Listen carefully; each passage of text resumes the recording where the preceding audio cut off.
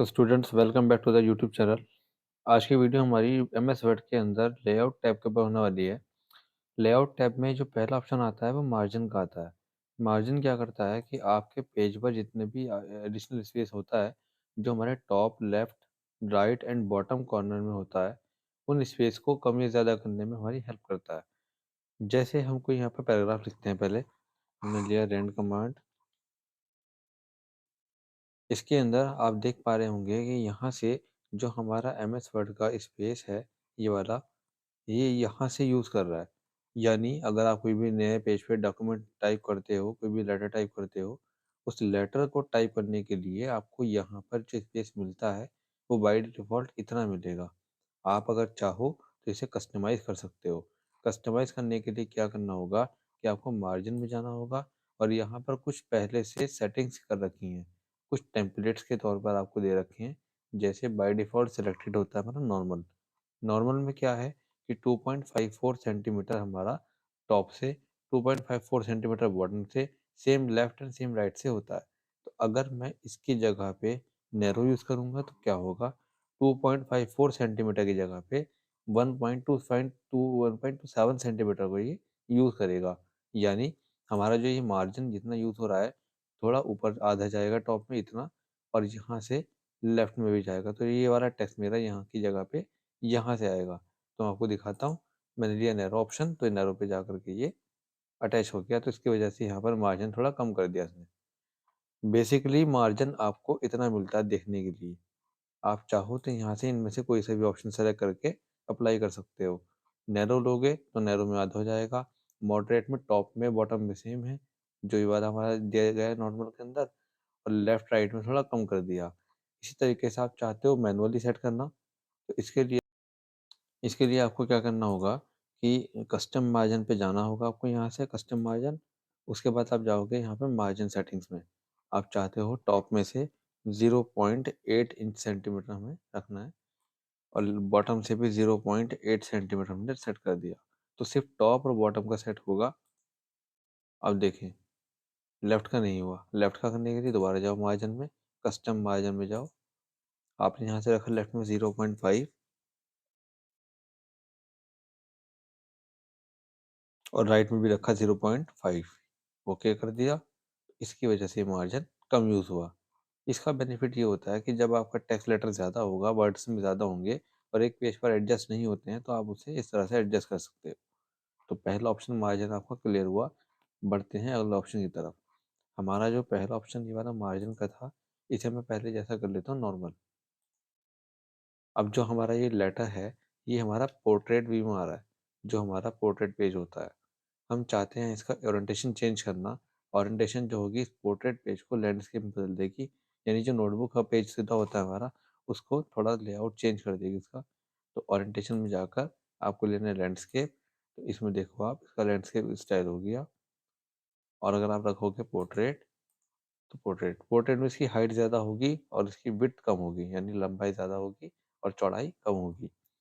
इसी तरीके से अगर आप रखोगे लैंडस्केप, तो चौड़ाई ज़्यादा होगी और लंबाई इसकी कम होगी। ये होता है इन दोनों ऑप्शन के अंदर। अगला ऑप्शन आपका आ जाता है साइज़। आप चाहो तो इस पेपर का साइज़ पहले से सेट कर सकते हो कि आपको ये जो डॉक्यूमेंट बनाना है, ये टाइप करना है, कौन से साइज़ पे होना चाहिए। जैसे आप चाहते हो कि ये जो डॉक्यूमेंट आपके सामने है, ये बाय डिफ़ॉल्ट लेटर साइज़ में आ रहा है। आप चाह रहे हो कि ये जो डॉक्यूमेंट होगा, वो आपका A4 साइज़ पे होना चाहिए। A4 साइज़ पे रखने के लिए आप यहाँ से पेज सेट कर सकते हो, A4 साइज़ वाला। आपको रखना है थोड़ा-सा साइज़ और बड़ा, तो A3 साइज़ कर लो आप। ठीक है? A4 से छोटा करना है तो A5 साइज़ कर लो। तो जितने भी साइज़ आपको यहाँ पर चाहिए वो इसमें मौजूद हैं, और जो साइज़ इसके अंदर नहीं होगा, आप अपने अकॉर्डिंग उसे सेट कर सकते हो यहाँ से मोर पेपर साइज़ में जाके। यहाँ पर आप सेंटीमीटर भी दे सकते हो कि कितनी हाइट होनी चाहिए पेज की, कितनी विड्थ होनी चाहिए, वो सारी चीज़ें यहाँ पर सेट करने के लिए बताएगा। तो इस तरीके से आप यहाँ पर इसको यूज़ कर पाओगे। अगला ऑप्शन आपका आ जाता है कॉलम। कॉलम के अंदर हमारा यूज़ किया गया है 1, 2, 3 कॉलम और लेफ्ट राइट। इसके लिए पहले मैं यहाँ पर क्या करूँगा, कुछ लेटर्स को बढ़ा लूँगा, यानी कि टेक्स्ट को अपना इंक्रीज़ कर लूँगा। कॉपी करके पेस्ट कर लेते हैं। अब आप देख सकते हैं कि मेरे पास जो लेटर्स है वो इस तरह का एक लेटर बना रखा है हमने। हमने क्या किया, इस वाले पैराग्राफ को इन दोनों को किया कॉलम में डिवाइड। तो कॉलम में जाकर हमने किया 2 कॉलम, तो ये 2 कॉलम में डिवाइड हो जाएँगे। इसके बाद ये पहले ही कॉलम में आएगा। मैं चाहता हूँ कि नहीं, ये वाला जो है मेरा, ये मेरा 3 कॉलम में जाए। तो आपको करना होगा कॉलम में जाकर 3 कॉलम, तो इस तरह से वो कॉलम में डिवाइड हो जाएगा। इस तरह का यूज़ न्यूज़पेपर में होता है। न्यूज़पेपर के अलावा बुक्स में होता है, मैगज़ीन्स में होता है, आर्टिकल्स में होता है। तो इस तरीके से आप इसे यूज़ कर पाओगे। हटाने के लिए वापस सेलेक्ट करो और सेलेक्ट करने के बाद आप इसे नॉर्मल करोगे, कॉलम में जाकर 1 पेज। इस तरह से यूज़ होगा। अगला ऑप्शन आपका आ जाता है ब्रेक।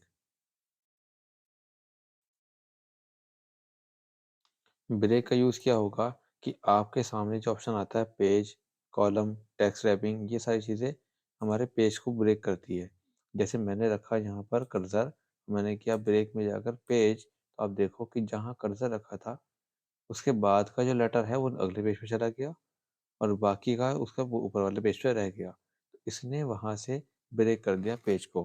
फिर दिखाता हूँ, ध्यान दीजिएगा। मैंने कर्सर रखा इस वाले पैराग्राफ पे, जिसको मैंने रेड कलर से लिखा है। अब मैंने यहाँ रखने के बाद किया ब्रेक में जाकर पेज, तो इसने पेज ब्रेक कर दिया। इसका यूज़ हुआ हमारा ये इस तरह से। हटाने के लिए हमें अगर इसे चाहिए तो हम बेसिकली यहाँ पे सिंपल करेंगे, डिलीट बटन प्रेस करेंगे और बैक स्पेस दबाएंगे। उस तरीके से हमारा वापस हो जाएगा। या आप कंट्रोल जेड कमांड भी, अंडू कमांड भी यूज़ कर सकते हैं। अगला ऑप्शन हमारा आ जाता है कॉलम।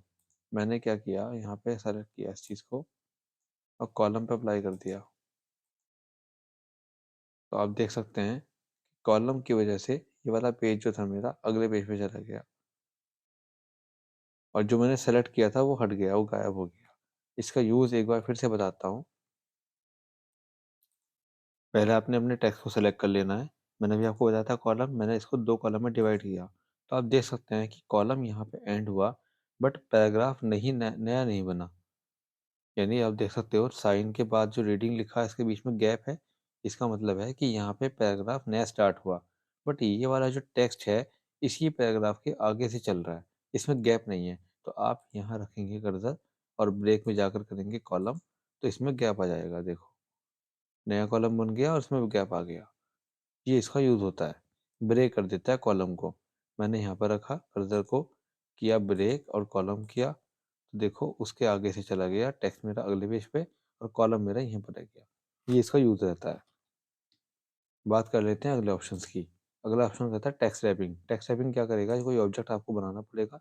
जैसे मैंने यहाँ पर रखा, ब्रेक में जाकर किया टेक्स्ट रैपिंग, तो आप देखो कोई यूज़ नहीं होगा क्योंकि यहाँ पर हमारा कर्सर जो होगा बाय डिफ़ॉल्ट यहाँ पर रखा था। मैंने रखा 2 के आगे, मैंने यहाँ पर टेक्स्ट को व्रैप कर दिया। व्रैप करने का यूज़ क्या होगा, देखो ब्रेक में जाकर टेक्स्ट रैपिंग करोगे तो कर्सर मेरा भी कहाँ पर है आप देख लो, 2 के आगे रखा है शुरू में। मैंने किया ब्रेक, टेक्स्ट रैपिंग, तो मेरा वो टेक्स्ट जो होगा अगले पैराग्राफ पे चला जाएगा। इसका यूज़ ये होता है कि जैसे आप चाहते हो कि ये जो पैराग्राफ है सेव से लेकर साइन तक है, मैं यहाँ से इस पैराग्राफ को एंटर दबा के भी आगे ला सकता हूँ। बट बीच में वो पैराग्राफ जो होगा स्पेस देगा। ये ऑप्शन होता है एंटर से। मैं अगर फिर से दिखाऊँ आपको कि जैसे मान के चलें, मैंने रखा डॉक्यूमेंट्स के बाद एंड, पर मैं चाहता हूँ एंड जो है अगली लाइन से शुरू हो। तो मैंने क्या किया, एंड के शुरू में क्लिक किया और एंटर कर दिया। बट क्या होगा कि उस एंड और रीडिंग के बीच में एक गैप आएगा जो कि पैराग्राफ की स्पेसिंग होता है। तो आप इस कंडीशन में एंटर ना करके आप उस पैराग्राफ के अंदर किसी वर्ड की स्टार्टिंग में रखें जहाँ से आपको अगली लाइन पे फोकस करना है। तो आप ब्रेक में जाकर टेक्स्ट रैपिंग करेंगे तो ये आपके टेक्स्ट के अराउंड जितना भी ऑब्जेक्ट्स होगा या कोई चीज़ होगी उसको सेपरेट कर देगा अलग लाइन में। तो यानी जैसे मैं यहाँ पे एंटर कर रहा था तो हमारे पास गैप बन रहा है इनके बीच में, देखो आप। बट मैं चाहता हूँ कि इसमें गैप ना आए, तो इस कंडीशन में आपको करना ये होगा कि अपने टेक्स्ट के स्टार्टिंग में रखें, ब्रेक में जाएँ और यहाँ से कर दिया आप टेक्स्ट रैपिंग, तो वो लाइन पे नहीं आ जाएगा और वो पैराग्राफ वही होगा। जबकि मैं अगर यहाँ से करता हूँ, मान लो मैं चाहता हूँ कि यू वाला वर्ड अगली लाइन से आए, तो उसमें गैप बन जाएगा। तो यानी ये एक अलग पैराग्राफ होगा, ये एक अलग पैराग्राफ होगा। बट जैसा इसमें आप देख पा रहे हैं कि वो एक ही पैराग्राफ है, तो इस कंडीशन में आपको करना ये होगा कि आपको वहाँ कर्सर रखना है। कर्सर रखने के बाद ब्रेक में जाना है और आपको लेना है टेक्स्ट रैपिंग, तो वो पैराग्राफ से एक ही होगा, बट वो अलग लाइन से शुरू हो जाएगा, नई लाइन से। ये काम करता है टेक्स्ट रैपिंग। इसके बाद ऑप्शन आएगा नेक्स्ट पेज। नेक्स्ट पेज क्या करेगा कि आपने कर्सर यहाँ पे रखा और ब्रेक किया, नेक्स्ट पेज पे जाके क्लिक किया, तो आपका वो पेज नए पेज पे लेके जाएगा, उस कर्सर के आगे से ब्रेक करा देगा। अब मोस्टली ये है कि पार्ट्स पेज वाला ऑप्शन और नेक्स्ट पेज का सेम रहता है। अब इनमें फ़र्क क्या है, ये मैं आपको अभी आगे बताऊंगा। ब्रेक में जाकर अगला ऑप्शन आता है कंटिन्यूअस। अगर आप चाहते हो यहाँ से ब्रेक करना, जो रीच के शुरू में रखा है, तो मैंने किया कंटिन्यूअस, तो ये भी वही काम करता है जो मैंने अभी आपको दिखाया था। क्या दिखाया था मैंने आपको अभी? ये वाला ऑप्शन, टेक्स्ट रैपिंग का। मान के चलिएगा मैंने कर्सर रखा वैन के स्टार्टिंग में, तो अगर मैंने किया ब्रेक में जाकर टेक्स्ट रैपिंग, तो ये भी तो नई लाइन पर ला रहा है। पर आप देखो कि नई लाइन से लेके तो आया, पर सेम पैराग्राफ पे लेके आया, यानी इसके बीच में गैप नहीं है। अब अगर मैं करता हूँ यहाँ पे एंड के बाद, तो ये भी एंड के स्टार्टिंग में यहाँ लाएगा वैन की तरह। पर देखो इसमें फर्क क्या होगा, जैसे इसमें स्पेस नहीं है, बट अगर आप करोगे यहाँ से नेक्स्ट सॉरी कंटिन्यूअस, तो ये नया पैराग्राफ बनाएगा, यानी इसकी तरह पे। इसमें ज्वाइन नहीं रखा इसने, इसमें नया पैराग्राफ बन गया, इसमें स्पेसिंग आ गया। ये काम इसका होता है। बात करते हैं हम अगले ऑप्शन की, जो ये होता है even page out page. Even page out page समझने से पहले मैं आपको एक बार बता दूं कि जो हमारा ये नेक्स्ट पेज और पेज में फ़र्क क्या होता है। मैंने आपको बताया था अभी इससे पहले की वीडियो में कि आप डिज़ाइन के अंदर वाटर मार्क लगा सकते हैं, मल्टीपल टाइप्स के बॉर्डर्स लगा सकते हैं। तो जैसे मैं एक नया पेज लेता हूँ, मैं यहाँ पर एक टेक्स्ट लेता हूँ इक्वल लगाकर रेंट।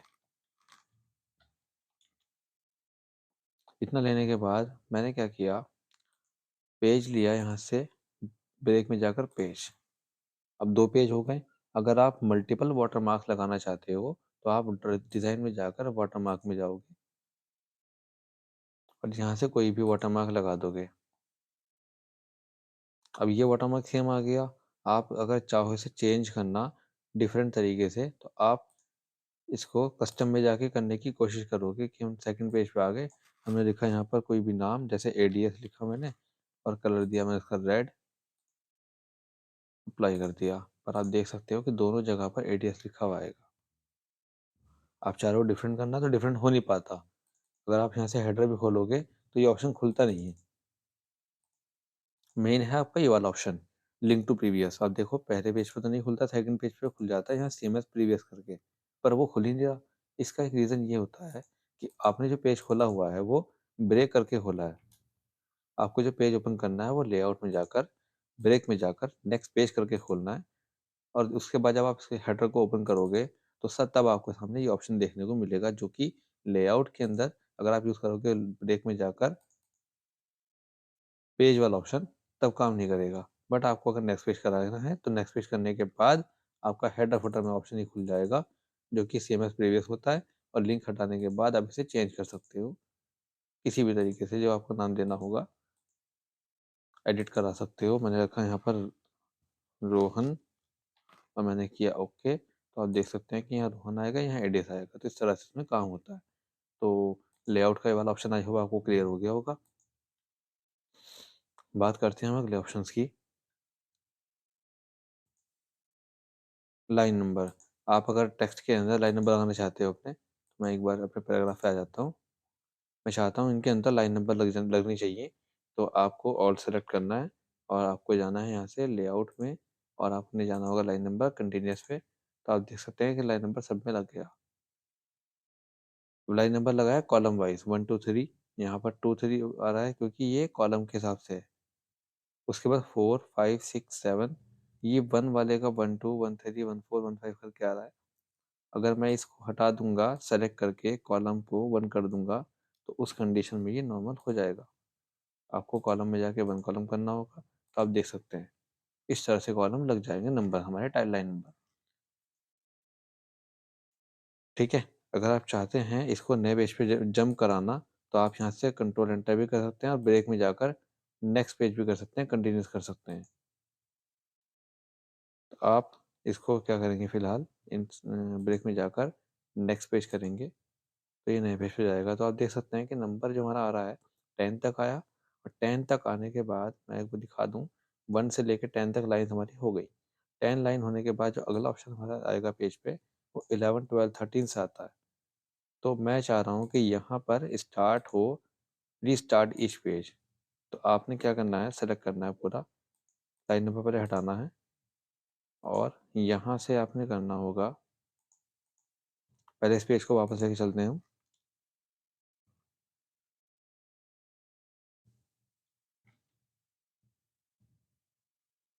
और इस पेज को भी वापस लेके चलते हैं। डॉक्यूमेंट के बाद